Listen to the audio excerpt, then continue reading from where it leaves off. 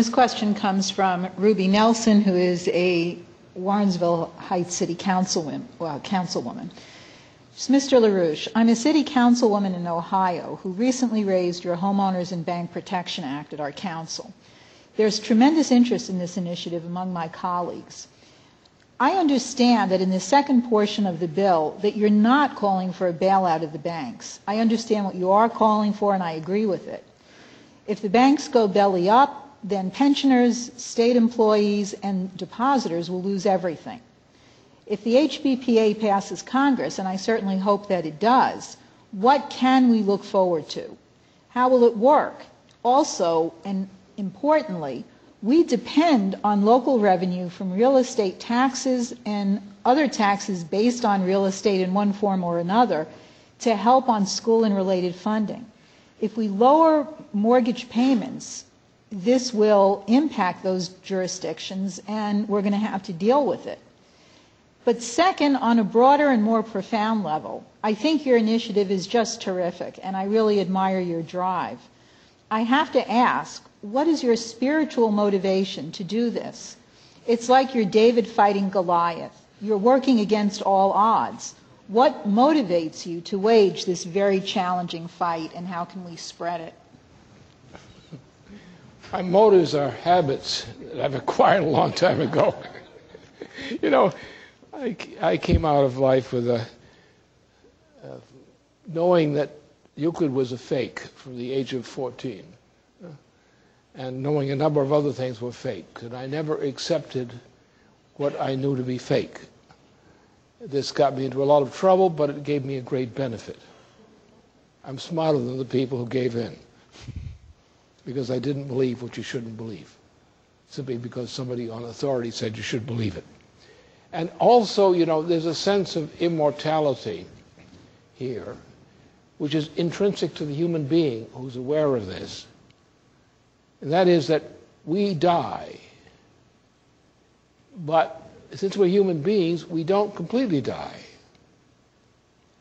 That the creative powers which are given to us as human beings continue to be efficient in their products, in their influence on society after we're gone. And thus, there are no good lost causes in history. Any cause which is good, which involves creativity, will find expression in the process, by reverberation or otherwise. I've seen that. I probably know more history than most people do. I live with about 3,000 years of European history. So I know this very well. And I could give you examples, but that's a long story by itself, and I've already been dealing with a long story here to begin with. Now that's essentially it. But the understanding on the other part of the question is, we must save the homeowner and the bank, both. We must save the charter bank. We cannot save any other bank except the charter bank. We can't do it. It's too complicated. But what do we do? As I said, that's the beginning. What do we do? We've got a bank down there. We've cleaned the thing up by putting it into bankruptcy protection. Bankruptcy protection. Now we know that this is not going to be enough to get a recovery going. So what do? We get federal credit by the federal government, and we take necessary projects, which are long-term projects, like 25-year, 50-year projects. We take these projects and we use these projects which are increase of productive output. And that increase of value of productive output becomes the margin of stability in the community, in which you have a certain balance between banking and households and other things in the community. It's important to create productive activity. Passing money around is not the solution. Money does not contain the solution. The credit for doing things that are necessary, which are productive, are the solution.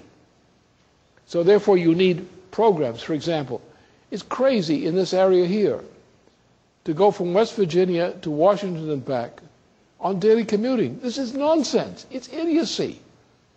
And the people who took down the railroad that connected Washington to that Northern Virginia area, the people who failed to develop farming and industry, they took an area and made a big residential area out of it, with no income source except the incomes of householders who reside there and the services they provide in the community. There's no production going on. You have an area from into West Virginia to Washington where there's virtually no production. But their fares, the revenues of the cities, the communities in this area, is entirely the family income of people who live outside the area from which they commute. We used to have farms out there. We shut them down. Farms grow food. Farms near city growing food are very helpful to municipal areas. Why did we shut down the farms? We could have improved the farms. That area out there is only good for one thing: dairy farming and similar kinds of things. The only damn thing it's good for. And that's what it was being used for, before some damn fools got in there and tried to do something else with it, right? As real estate speculation. The whole thing was a swindle. It's been a swindle since the early 1980s. And now we're sure we can fix it. We can fix it by bringing into that area, knowing there are a number of people who are no longer going to have jobs there. Now our job is to figure out what is the useful kind of employment, probably infrastructure or something else, which will stimulate growth of employment in that area to absorb that area's requirements for employment. And that's where the federal government, with cooperation with state government, steps in. But the idea of passing money around, this monetarist conception, is crazy. We've got to concentrate on building up the productive powers of labor per capita. If you increase the productive powers of labor physically per capita, per square kilometer, you can solve all problems in that way. If you think they're sloshing money around or credit around, just as pass-outs, you're going to solve a problem, it's crazy. It's a product of a degeneration of the culture of our people over the recent period, particularly since 1971, 1964-71. We've degenerated. And we cannot hold ourselves hostage to habits which represent degeneracy. We have to say to people, you have to give up those habits which are moral degeneracy. Give them up.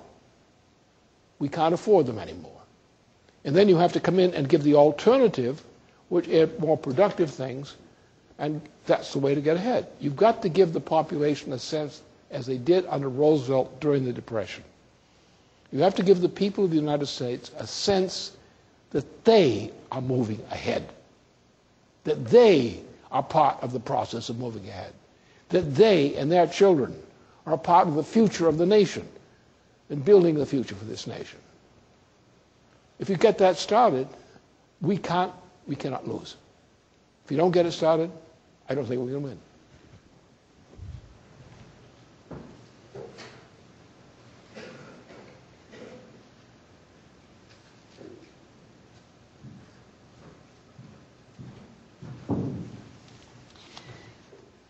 Okay, I'm going to take a couple of international questions and interject them into this discussion of the situation here in the U.S. Lynn, this is a question from Jose Villar, who is an economist for more than 29 years, who is writing to you from Spain. He says, Mr. LaRouche, I'd like to say that I'm absolutely in agreement with your analysis, and I understand that not only in the United States, but in all the other countries of Europe, we absolutely must adopt national emergency solutions.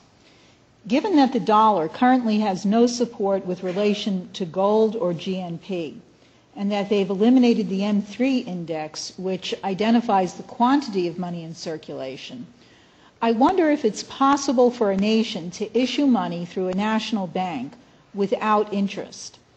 I believe that this would prove a true revolution for humanity. Money would only be moved within the productive economy, and thus the speculative economy itself would be eliminated at its source. Is it feasible to do this, to issue money without interest? Wouldn't this, after all, be the best solution to force us to turn the economy back toward production and away from the speculative impetus that's brought us to this state of systemic and nearly apocalyptic collapse.